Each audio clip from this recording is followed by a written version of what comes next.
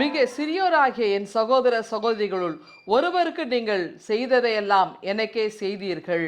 மத்தேயு 25 40 வசனம். இன்றைக்கு இந்த நிர்மல் இருதை டே தினமாக நம்ம கொண்டாடிட்டு வரோம். இது ஏன் இந்த நாள் வந்துச்சு அப்படின்னு சொன்னாக்கா, இதற்கு மூல காரணம் அன்னை தெரசா, மதர் தெரசா. இது என்ன அப்படின்னா, இந்த கல்கத்தா பகுதியில் அவங்க வந்து பணியாற்றுகிறத நம்ம அறிந்திருக்கிறோம் இல்லை. தெருவோரம் இருந்த எத்தனையோ தொழுநோயாளிகள், எத்தனையோ பேருக்கு அவங்க உதவியாக இருந்திருக்கிறாங்க. அப்போ அந்த இடத்துல ஒரு காளி கோயில் ஒன்று இருந்திருக்குங்க, ஒரு இந்து சமயத்து கோயில். அந்த இடத்துல ஒரு அம்மா கைவிடப்பட்ட நிலை அனாதையாக அங்கே விழுந்து கிடக்குறாங்க. அப்போ அவங்களுக்கு தூக்கிட்டு போய் உதவி செய்ய ஆள் இல்லை, ஒரு தொழுநோயாளி. அவங்கள என்ன பண்ணுறாங்கன்னா, அந்த ஒரு எலி வந்து அவங்களுடைய கட்டை விரலை கடிச்சிருச்சு. அவங்க வந்து ரொம்ப அபாய நிலையில் இருக்கிறாங்க. இந்த செய்தி அன்னை தெரசாக்கு அறிவிக்கப்படுகிறது. அம்மா போகிறாங்க, இவங்க போகிறாங்க.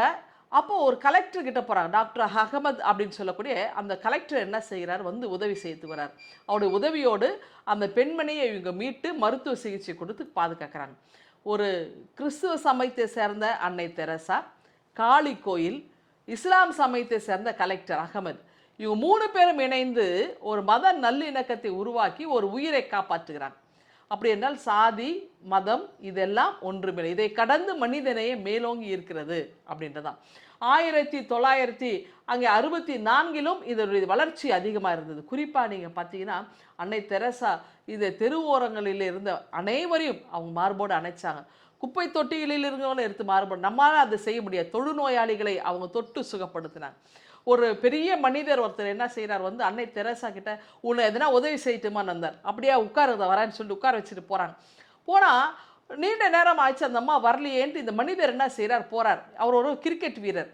போயிட்டு என்ன செய்யணும் பார்த்தா, இவங்க கையில் க்ளவுஸ் போடல, ஒன்றும் இல்லை, காயப்பட்ட ரத்தமும் சீரும் வடிந்தோடிட்டு இருக்கிற ஒரு தொழுநோயாளியுடைய காலை எடுத்து தான் மேலே வச்சுட்டு அதுக்கு காயத்துக்கு மருந்திடுறாங்க. துர்நாற்று வீசுகிறது.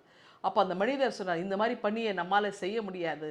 அப்போது யாரோ ஒருவருடைய புண்களுக்கு ரத்தத்தை தொடச்சி, அந்த சீடை தொடச்சி, அந்த காயத்துக்கு துர்நாற்றத்தை மீறி ஒரு தொழுநோயால் தொட முடியும் என்றால், இன்றைக்கு ஆலய வாசல்களிலே எத்தனை தொழுநோயாளிகள் உட்கார்ந்துருக்கிறாங்க. நம்மளால் தொட முடியுமா? நம்மளாலே அவங்கக்கிட்ட கொஞ்ச நேரம் நின்று பேச முடியுமா? அவருடைய மார்போடு அரவணைக்க முடியுமா? இதையெல்லாம் நாம் செயல்படுத்துவேன். ஆண்டவர் தான் சொல்ல, இந்த சிறியோரில் நீங்கள் யாருக்கு எதை செய்தீர்களோ அதை எனக்கே செய்தீர்கள். இதை வாழ்ந்து காட்டியவர் அன்னை தெரசா. ஆகவே நாமும் இயேசுவினுடைய அந்த அடிச்சொல்லை பின்பற்றி நடக்க ஆண்டவர் நமக்கு துணை செய்யட்டும். இந்த சிந்தனையோடு இந்த நாளை துவங்குங்கள். ஆண்டவர் உங்களை ஆசீர்வதிப்பாராக. ஆமேன்.